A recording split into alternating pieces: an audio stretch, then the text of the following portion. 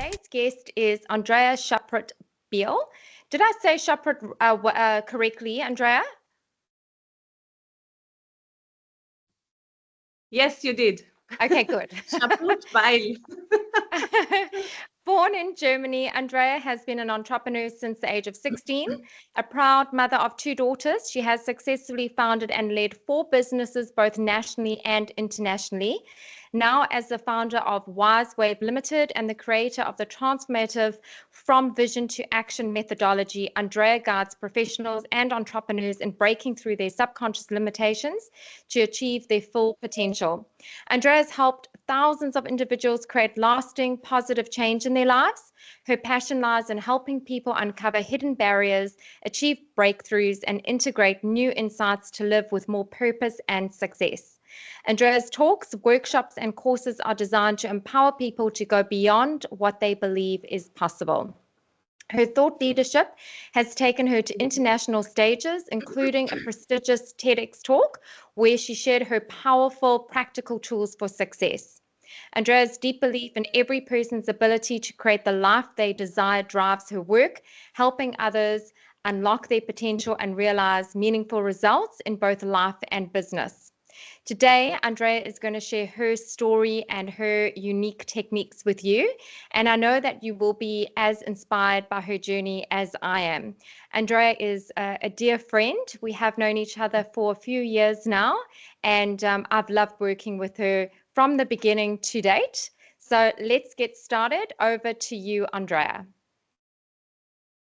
Good morning from Cyprus. Thank you so much, Samantha, for your kind word and this really amazing introduction. I like it a lot. It's great to be here, and I hope to be able to give you as much value as I can.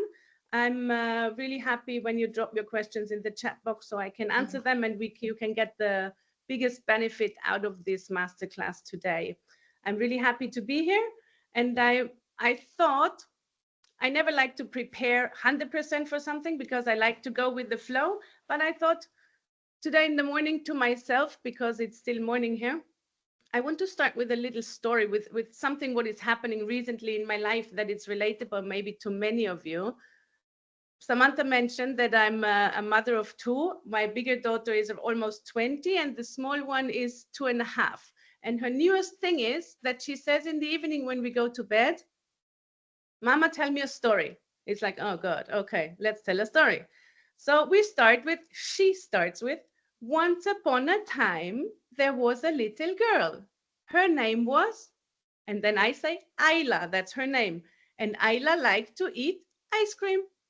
And then we continue. Once upon a time, there was a little girl. Her name was Mommy, she says. And I was, okay. Mommy liked to sing. And then again, once upon a time, there was a little girl.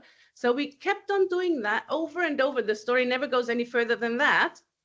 So until, I had to come up with new things. So I started thinking, what did Mommy like when she was a little girl? And then once upon a time, there was a little girl. Her name was Mommy, and she loved to do gymnastics. That's what I loved to do as a child and as a young girl. And then to come to our topic and what I'm doing for me, it's all about what is holding us back to achieve our goals. Okay. And then I remembered this story. Mommy liked to do gymnastics. I remembered many years ago, meanwhile, we've been visiting my aunt and she was, I don't know, working in some offices. And she said she can make us stamps, with addresses. And we had to write our names and our profession, what we want to be. And I will not forget, I want to become a super gymnast. And then they said, oh, you? No, you will not do that. So it was like crashed in the second where it popped up, my big dream, no matter if it's coming true or not. But at this moment, this dream of mine got just shattered. And this is one possibility of how limiting beliefs or self-sabotaging patterns can be formed. You know, okay? Limiting beliefs, and I assume most of you know, are beliefs which are created in our childhood, in the age 0 till around 7 years old, some people even say until 3 years old. At that time, our brains, our minds are not fully developed. The subconscious part is wide open. We are like sponges absorbing everything what we experience, from sentences we hear, from our family, where we are coming from. So this is where we start forming those beliefs. So it can be something what you hear repetitively. It can be something like, no, you are not good enough. You're not going to do that, as it was one of those beliefs or patterns which got implemented in my system because I took it, okay? It can also be sometimes only a fraction of a moment. If you imagine a child wanting to have an ice cream, you really want it, you want this ice cream, and your mom or your dad says, no, you can save that, and it can be so impactful for you, okay, that you save this as your reality. You know, you don't do that, you're not worthy. So limiting beliefs can be things like that. And one of the most common ones is, I'm not good enough. Lots of people can relate to that one. I'm not worthy. I don't deserve, okay? And then we have bigger beliefs like money is evil or money doesn't grow on trees. And then we have something what is more, how can I say that, more global, more traditional even, or depending where you're coming from, which country, which culture. So that in our family, it was always like that. Okay, and those things, they run subconsciously in your background and influencing your adult life. We also have something called reticular activating system. This is also part of our reptile brain, has zero emotions, and I'm sure many of you heard about that. The pure plain job of the reticular activating system is dead or alive. Am I dead or am I alive? That's what it does. So for example, if as a child you come from a background where there was a lot of violence, abuse, isolation, or repetitive negative things, this gets the reticular activating system is filtering out your reality. So for example, and it's a little bit a brutal example, but I think you will really understand that. If as a little child you get burned with an iron every day, burn, your reticular activating system says, check, am I dead or am I alive? I'm alive. Okay, so I'm good.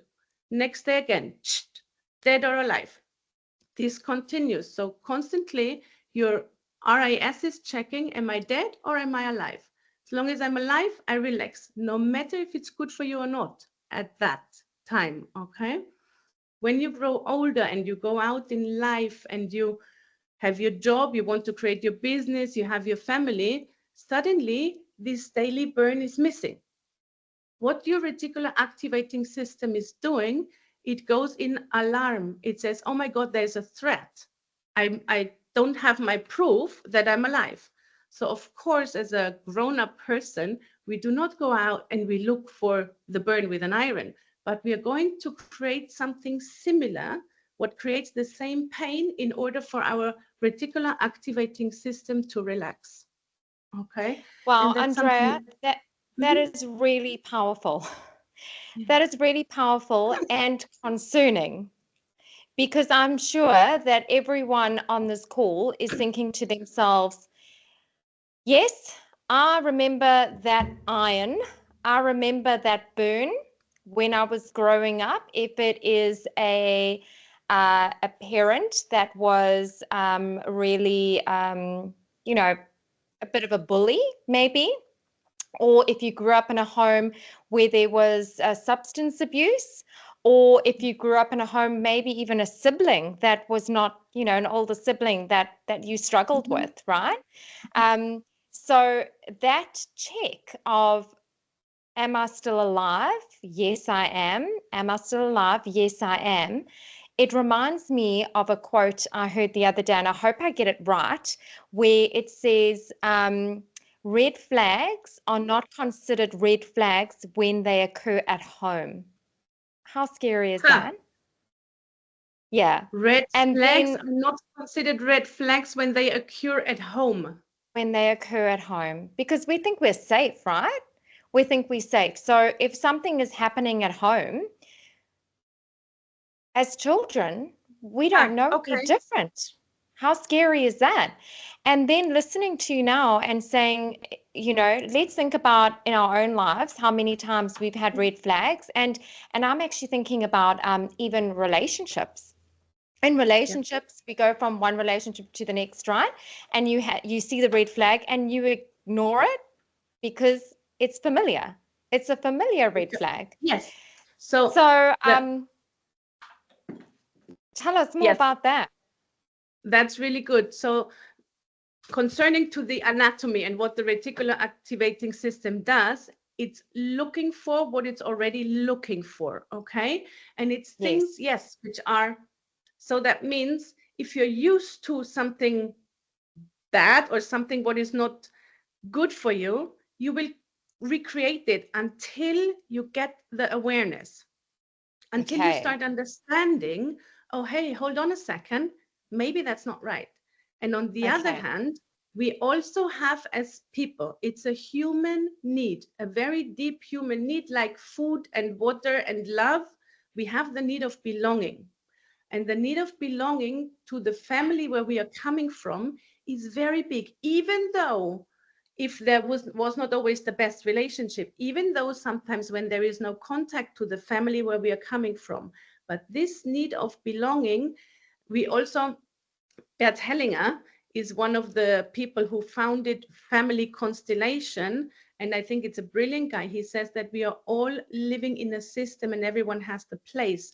And so Mm-hmm. we as human beings, we have something called family loyalties. It's an unseen bond which is connecting us to the family where we are coming from in a very strong way. And it's influencing us more than we are mostly aware of. And what Bernd Hellinger says also, it's a quote and I wrote it down to get it right because it's Mm-hmm. really brilliant. He said, what remains unhealed in one generation will manifest in the next until someone decides to break that cycle. And Mm. you and we can be this someone, because we are now in a time where we are having all those tools on our hands, and there's Yes. so many possibilities. So we have the possibility to change that. Because just to give a small example, when I work with clients on family loyalties, um, very often they said, oh my God, I knew it. You know, I knew it. It was my parents' fault, my grandparents' fault, whatever it was. But we cannot blame anyone. Blaming is not the solution, because as we remember, we are all coming with a wide open mind, born worthy, innocent, and full of love. Oh, Everyone. yeah. You cannot take 20 ultrasound pictures and decide, this one is worthy, this one will be successful, this one Yes. is not worthy. We cannot do Yes. that. So we are all born in the same innocent, lovable, allowed to achieve everything we want. And then we are all this kind of children, and our parents also used to be children, and our Mm. grandparents also used to be children, and our great parents also. So all of our ancestors went through some kind of programming, developed some Yes. limiting beliefs. And when we think about it, what was their story? In which environment did they grow up? Did they have a healthy home? Was there war? Was there a lack of something? Have they been separated? There are so many possibilities. But one thing what we can be very sure about is that they only want the best for you. All of Yes. them, all your ancestors, all of them. This is just a fact. They want for you to be the best. They want you to be loved. They want you to succeed. They want you to live the greatest life. They want you to be happy and healthy. No one of your family where you're coming from, and I'm doing like this because, parents behind and grandparents and great grandparents, going to be a huge pyramid behind you Yes. of basically supporters, if you can take it like that. And Mm. sometimes part of this system behind us want to be healed in order to be able to for you to break is I don't want to use the word break because I think it's part of us and we don't want to break it. We want to integrate it and to heal it, the system behind us, because also they will feel more healed then. It's a little bit spiritual, but you can take it as if you want to take it as a fact, they want to be honored and they want to be seen. They don't want to, we don't cut anything out because it's your history. If one of your ancestors were missing, you were not here today. So, absolutely. Yes. I love that. Okay, well, let's get on to, I know you wanted to share some slides with us, so let's need. have a look at that. No, okay. No need. It's okay. So that's another thing that I've learned recently. I've lost both my parents, my mom 8 years ago and my dad in November last year.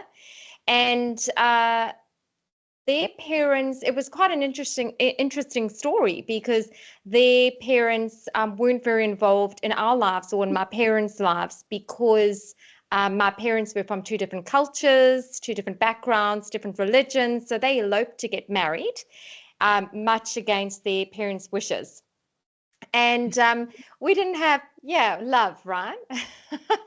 And they stayed together until their dying days.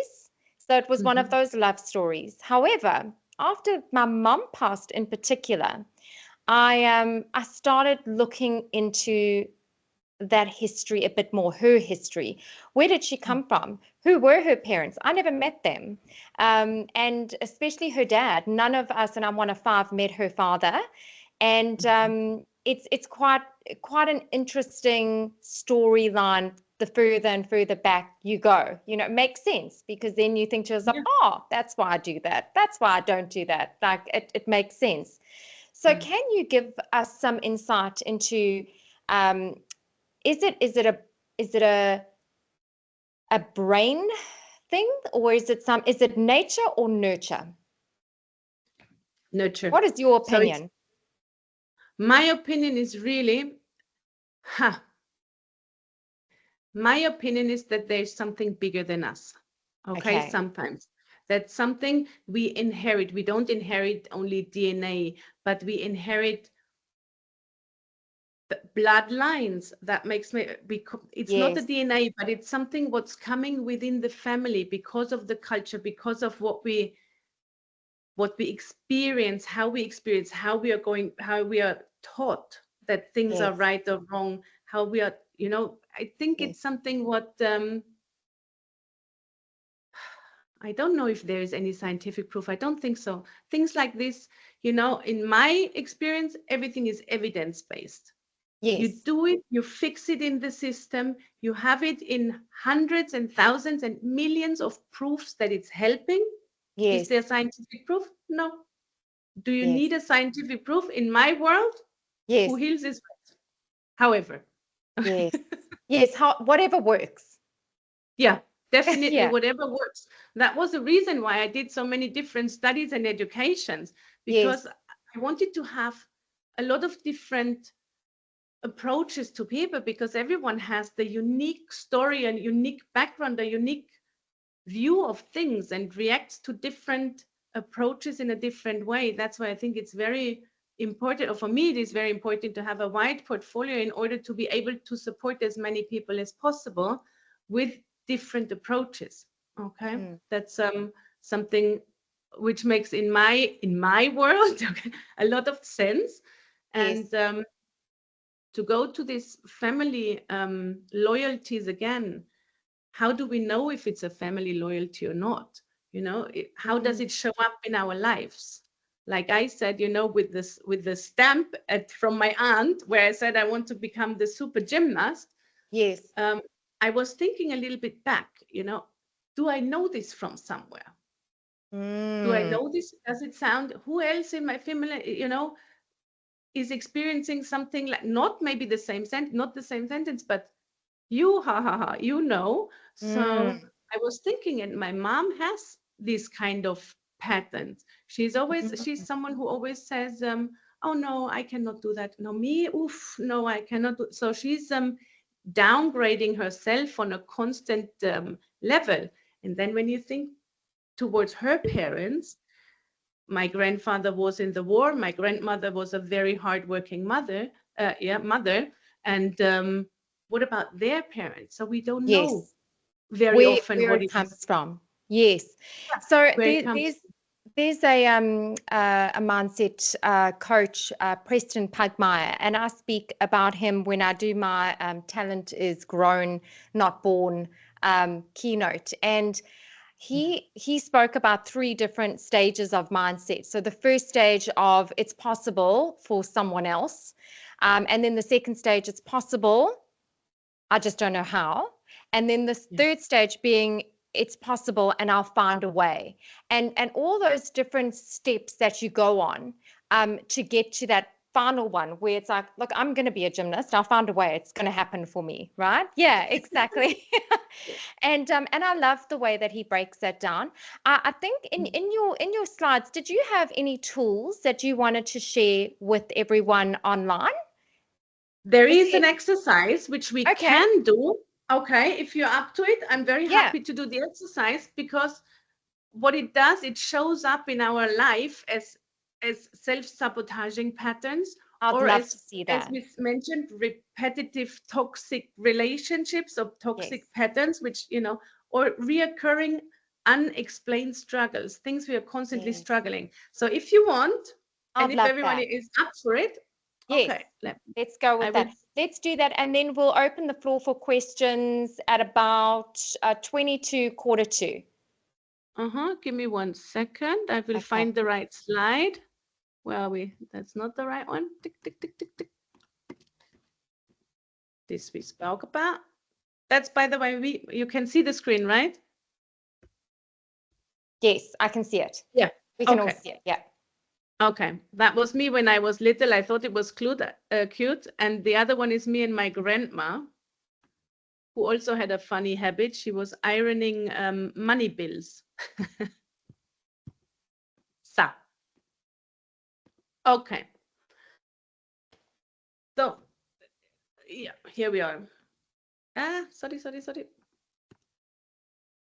Okay, so when you think, let's do this little exercise together. And what I want you to do, and I think everyone is a little bit in this mindset already, thinking back, what were some reoccurring things? What were some things which holding you back?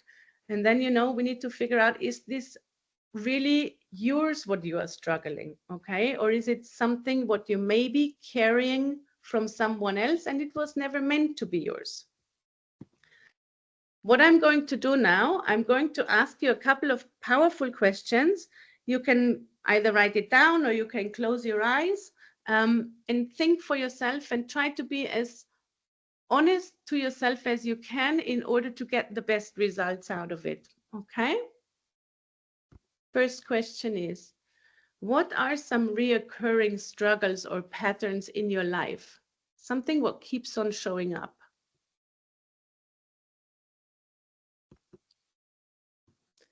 Do you remember seeing similar patterns or behaviors in your family growing up?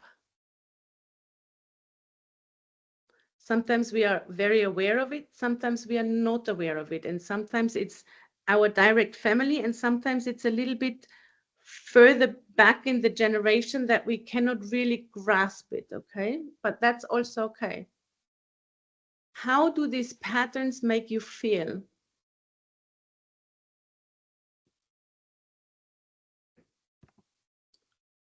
Are these struggles truly yours, or do they feel inherited?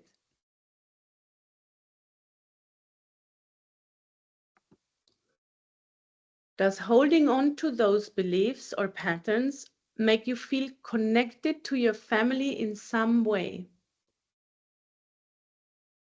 Sometimes we get the feeling if we would grow bigger than our father or be more successful, more happy, have a better relationship, that we would betray them or we would feel guilty, okay? If you let go of this belief or this pattern, would you feel disloyal or guilty? Answer for yourself.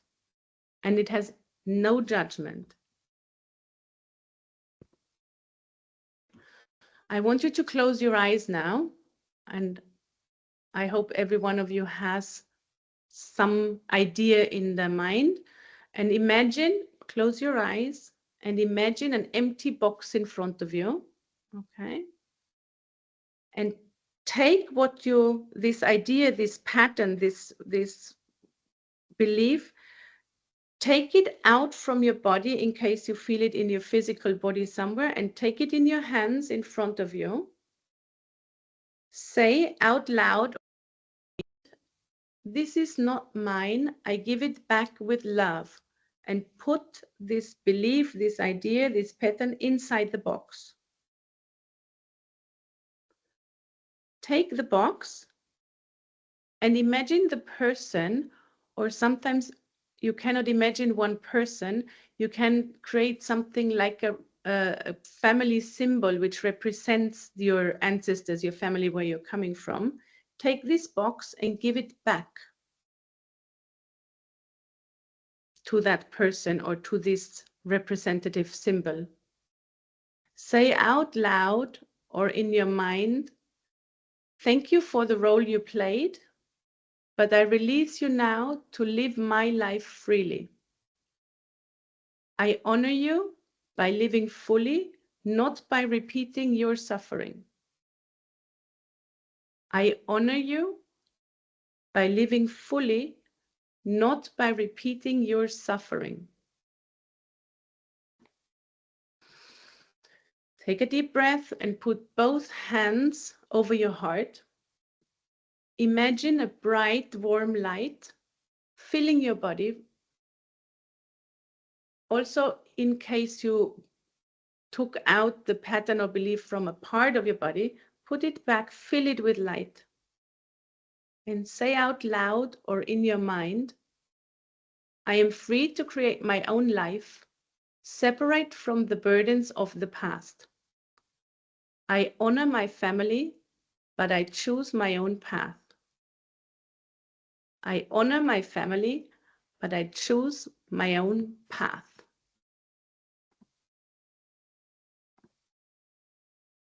All right. Deep breath. How does that feel? I almost burst into tears there. That was incredibly powerful. It's one, I think it's one of the most powerful exercises to do, and it's not something what we can. I did it very fast now, okay, because we are in a group and we have limited time. But I think it's something what is so deep and so changing, because we can extend those conversations, we can make it more directed, but it's something what truly shifts something inside. And true change only comes when we feel. Many people are getting tears, are getting memories, and it's for most of the people, it's a relief. It's something like, wow, I didn't know I can do that. I didn't know I'm allowed. I didn't That's know. right. That's right. Look, I for didn't me, know.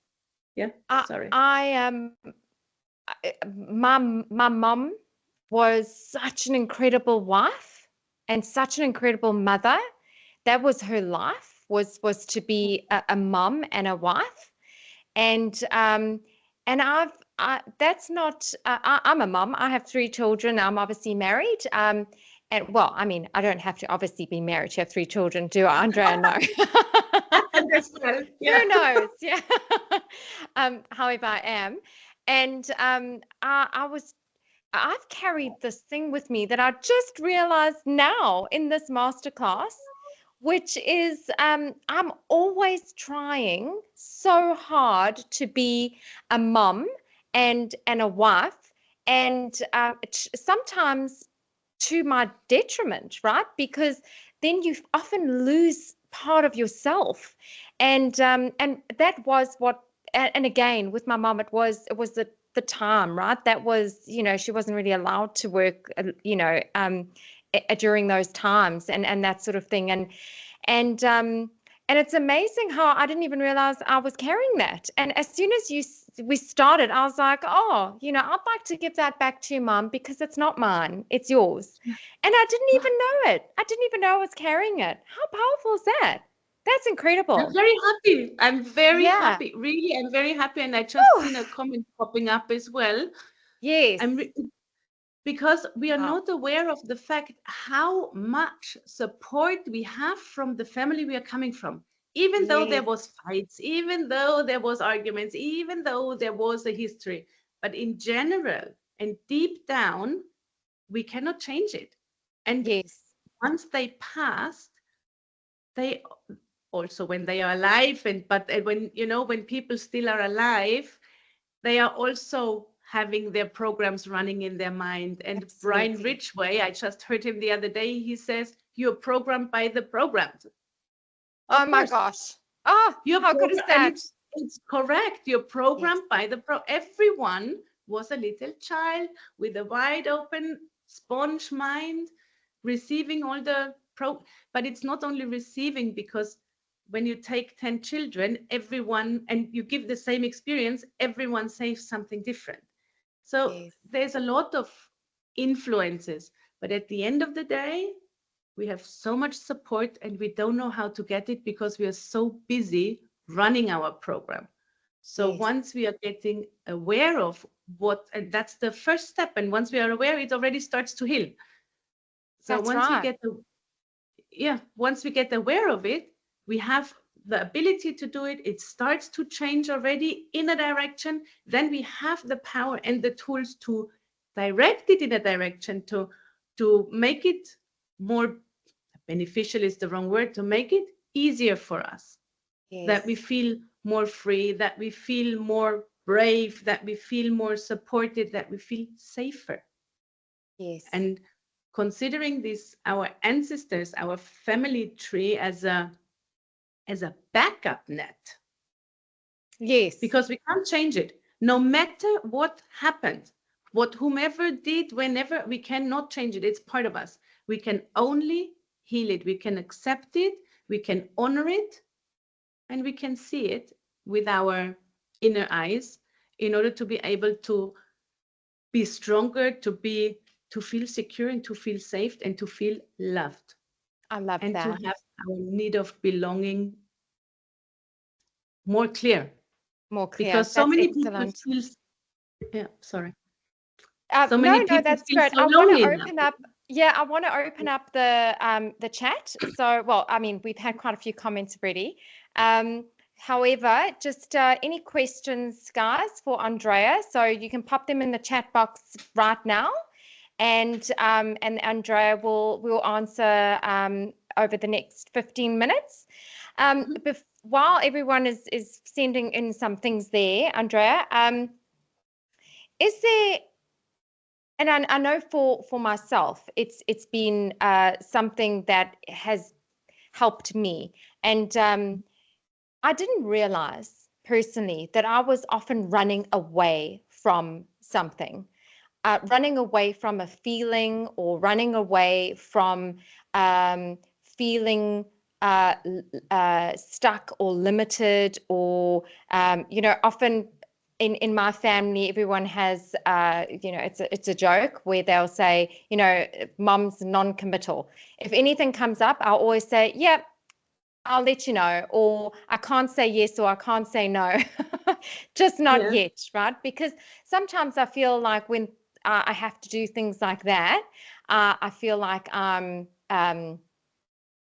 don't like letting people down if I'm not able to commit to it. And it's a feeling that I've been running away from for years, right? That feeling of having to then apologize rather than surprise and delight by actually committing when it comes down to it. So what is your advice for callers? Sorry, not callers. I'm not on the radio today. What is your advice for our members with regards to that feeling of wanting to run away from things? Why do we do that? Well, because we don't, very plain and simple, because we don't feel safe. Okay, if we don't feel safe and if we don't feel comfortable, we avoid. And we can avoid Mm. until a certain time. The more we avoid, the more it's going to pop up in our life, and it will come from the back bigger and bigger and bigger and bigger until we cannot anymore. And most of the time, it turns out it wasn't so bad. Yes. Most of the time, Yes. it wasn't so bad, but it's this fear, which fear is an illusion, but we carry this fear inside of us. If I face it now, it's going to be dangerous for me. And we don't want to have it dangerous. It will be, we always want to be in our nice, fluffy, puffy world where things are smooth, where things are easy, where I'm constantly have the reassurance I'm loved, I'm worthy, I'm good enough. So if there's something uncomfortable, I try to step away in order to not look at it. Okay. But Okay. we can also call this a shadow, okay, which is coming Mm. up again and coming up again in order to, and the more we try to push it away and not see it, the bigger it's going to come. So for me, it's, of course, we can delay things. We are able to delay emotions. Sometimes we are able to, to control ourselves until a certain point. But if it's constantly avoiding, then 100% it will come. 100% it will come with the force you don't want. So it's better to do mini steps, one small step at a time. You don't need to fix the full story, but one step at a small time is, at least you're on the way. Okay. And you're not denying anything. You're not trying to get out of it. I love that. I love that. And I also love what you said. The more you run away and deny it, it's going to Yeah. come, right? It's going to Yeah. come. Yeah. At the time Yeah. you don't want, in a way you don't want, totally out of your control, it's going to come. Yeah, I love that. Okay, let's have Yeah. a look at some questions. So we've got a few here. Um, how old were you when you started your healing journey? Huh. That's a very good question. I love it. Mm. So Samantha knows, I guess. So to share a little bit more about me, and I wrote about it in the book, which I wrote a couple of years ago. When I was, well, let's go a little bit further back. So when the stamp story, okay, when this happened, I knew it's not right. I always had this feeling, why are they putting people down? So I was always a little bit a fighter, and I'm known in the family, you're the strong one, you're the brave one, you can handle anything, because I was always fighting for the right of people, for being fair. That is something very important for me. But at the age of 16, I had I don't know how to call it, an incident. One of my first boyfriend, which I was super in love, and I thought everything is perfectly fine. He raped me, and that was really, really traumatizing. And when you speak about subconscious beliefs forming in the first 7 years, if there are traumas occurring later in life, they also have an impact like that. Okay. They are also creating those self-sabotaging patterns. So once this rape happened, it was very difficult because there was no support. So I didn't speak for many years until, and that's, I think, when it started. I needed to understand. I needed to understand, what is this? Why are people as they are? Is one of my biggest questions in my head. And that's what I tried to answer. How can I heal myself? Okay. And when I got my daughter, when she was 21, the first one, when I was 21, I already had my clinic, and I already had so many studies in the going. I didn't want to pass on my pain, my traumas. I didn't want to pass them on to my daughter. That was a very big motivator. So I started my first studies was physiotherapy and then osteopathy, because I thought it doesn't make sense only the physical part. So then osteopathy, organ language, body language, more and more in the direction of the psychological part. So I did Gestalt therapy, I did NLP, I did shadow work, I did couple therapy, I don't know what, name it. I think I did it. And whenever I joined a seminar, or a course, or an education, I was always the youngest by far. And I think I had this popping up recently. in a talk I gave for a Rotary Club. They asked me, because the brain is wide open and still developing also when we are older. So until the age 25, 28, this is when it starts to go backwards. But at that time, I had so many educations already. So in many things, I have a very different point of view. And sometimes I'm expecting people to, it's basic knowledge because I learned it at such young age. So for me, my reality changed very early because I needed to understand, I needed to heal that, and I needed to, I knew it wasn't right to be stuck somewhere. That's something what is not okay. And then I never wanted anyone to heal. And I have this, when I was younger, all the people, whenever my friends or people I knew, whenever they had problems, they came to me all the time. So they felt somehow safe talking to me. And I think that's just the journey I am meant to do. And I like it. Thank you for that. Thanks for sharing, Andrea. Thank you very much. Let's have a look. What else have we got here? What is the one piece of advice to overcome blocks? So I'm assuming that's blocks, personal blocks. Yeah. First of all,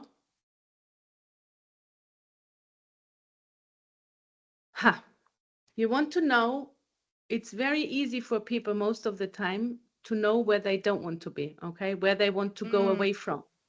The bigger question is, where do you want to go to?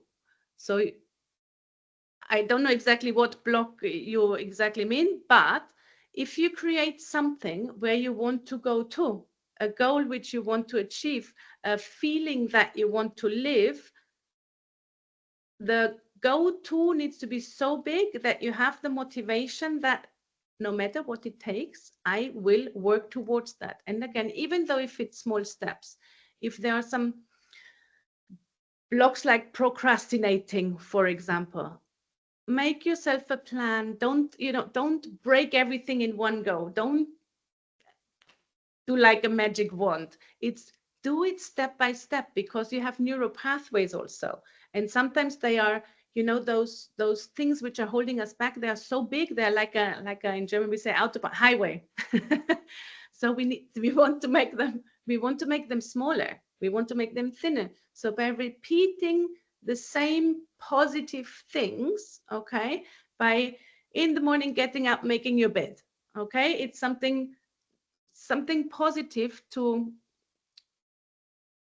train your brain slowly. It doesn't always need to be the big bang.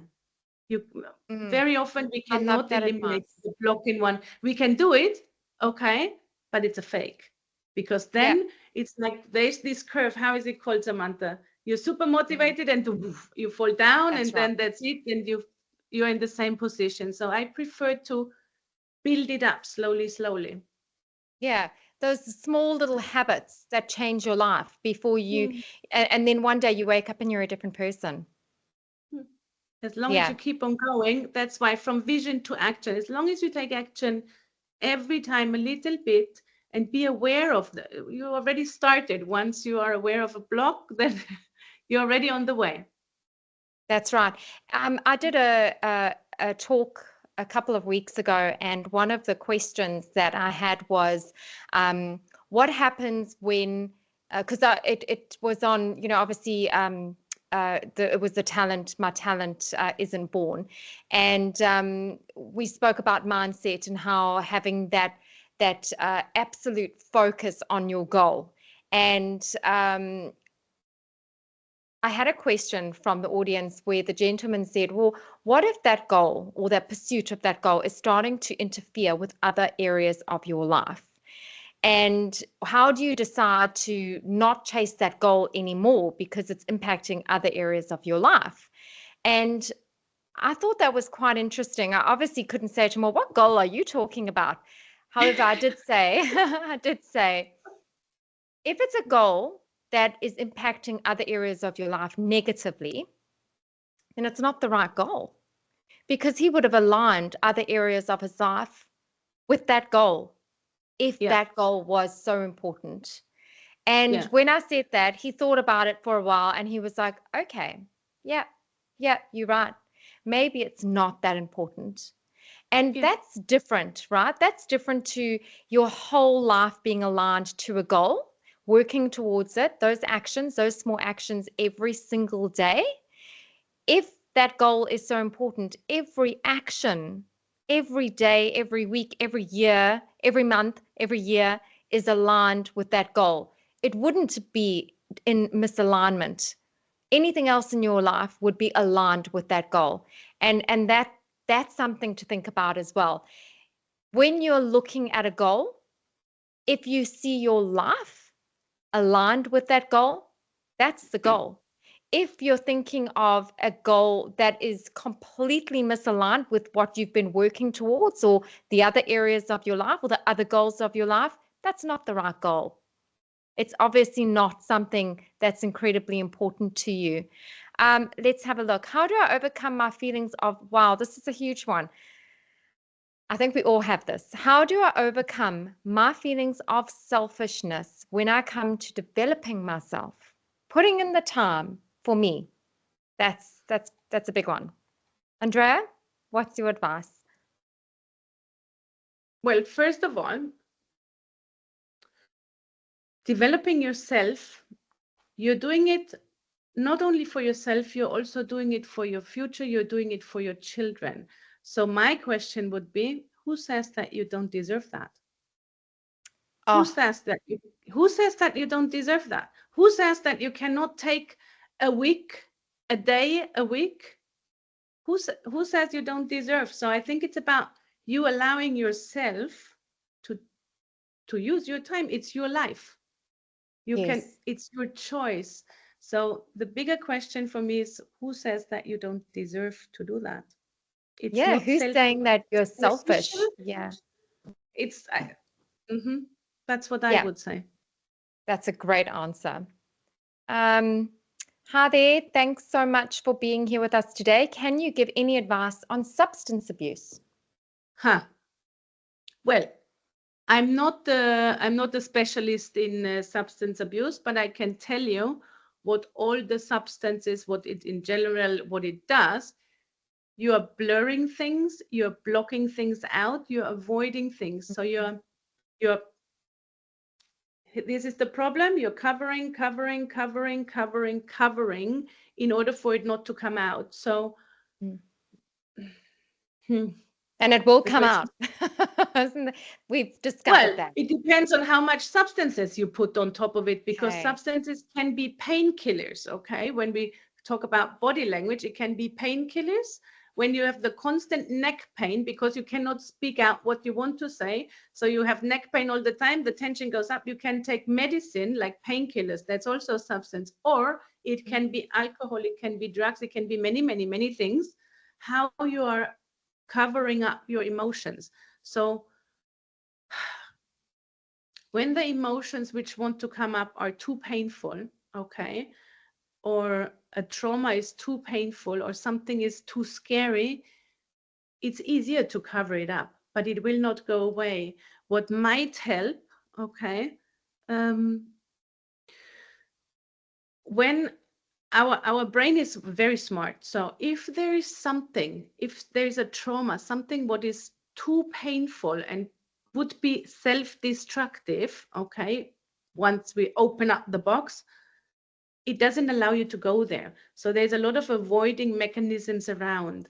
Substances obviously block that, the antidepressants also same. So the Mm. question is, how much do you want to live?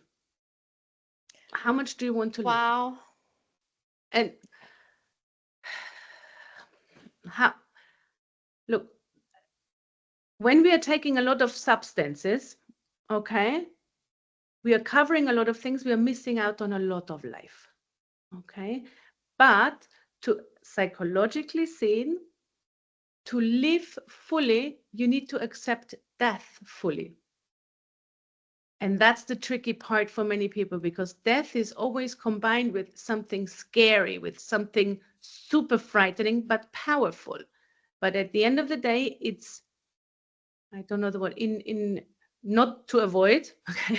We all need to die at a certain point. So we have the option to use this power because it's coming anyways. We will not, no one will live forever. We can use this power, which we project fear on it, and use the power to transform it something which gives us life. And do we really want to cover that up? Because covering up with substances is not being fully alive, but also not being fully dead. So where do you want to be? So sometimes people need a wake-up shake, and sometimes they just need a lot of support. Okay, they need to be seen, they need to be heard, they need to be loved. What is the need? What's the pain? So that's what I would look at and give a net of support in order to give the space. That was really powerful, Andrea. And I agree. You know, antidepressants, anti-anxiety tablets, alcohol, all the ones that are completely acceptable, right? Completely Absolutely. acceptable, if not encouraged. If not encouraged. They take away the desire our soul has to live. Because we Yeah. know when something is wrong. Anxiety is a symptom of something Yes. else that's wrong. And every time we quieten down that anxiety or that depression, we're not looking at the actual problem. And Yeah. sometimes, and like you said something pretty amazing there. You said, if we vocalize it, if we say it, something's going to be destroyed. Something will happen, right? If we confront those shadows, if we confront the problem, something in our life is going to break, and we don't want it to break. However, maybe it needs to break. Maybe it Yeah. needs to break. Very Yeah. powerful. Where can we find your book? So Andrea's book is called The Andrea Method 1.0, and it is available on Amazon. Is there anywhere else, Andrea, that you would suggest? Because I know Amazon has it. It's on Amazon, exactly. If someone wants a signed copy, I have a couple of copies at home. Oh, it's Okay. brilliant. Yes. That's an option, yes. Evening, what advice would you give for how I could distance myself from my family when I work with them? Ooh. Yeah. Okay. I think it's pretty difficult to distance yourself physically, and I don't think that you want to be distant from your family, but some things need to be sorted. And what I can tell you, that once you organize and you clarify things in your mind, okay, automatically their behavior will change. So whatever we sort out within our own system, can be through constellation, can be through visualization. There are a lot of different tools. So when we fix it with ourselves internally, we are radiating a different energy and we are changing the system, okay, where everyone has a place. And working with the family, I understand that can be very close, can be the most beautiful thing, can be very tiring as well. But this is, I think, the best advice I can give you without knowing what is the background story to whatever is difficult for you, what makes it feel difficult, organize it and sort it for yourself internally, because then it will automatically change. If it's more security, what you need, if it's a position, if it's a whatever it is, there's always a solution internally which you can have with your family members without speaking it out loud, and things will still change. I love that. Thank you, Andrea. Mhm. Well, we've come to the end of our masterclass for the month of February, and I'm very, very grateful, Andrea, for you being our guest today. Thank you so much. Your words carry so much wisdom, And you truly are an amazing human being. I've loved you and I've celebrated you from the day we met. You're incredible. You're an incredible human. Thank you so much. Thank you very much. Thank you to Thank you very everyone much. who joined us today. It was awesome having you. Amazing questions. Andrea's book, The Andrea Method 1.0, like I said, it is available on Amazon. It's really good. I was there from page one, and I can honestly say it's one of my favorite tools, and I recommend it to a lot of the people that I work with as well. Andrea, thank you so much for your time, and have a beautiful Sunday in Cyprus. Thank you very much too. And I hope it helped today. I hope you got a lot of value out of it. I think everyone knows where to find me, where to reach me if they want more help. But thank you. And yes, I will find the little one. What is your website and your email address, Andrea, and also any social media handles that so people can follow you? Oh my goodness. Okay. Website is wisewave.info. That's a tricky one. Okay. Social media is quite simple. Andrea Shaprut-Beil all over. You will find me on LinkedIn, Instagram, Facebook. That's, I think, the easiest way. Email address is andrea@wisewaveci.com. Okay. So I'm available. There is lots of stuff online which might help. Yes.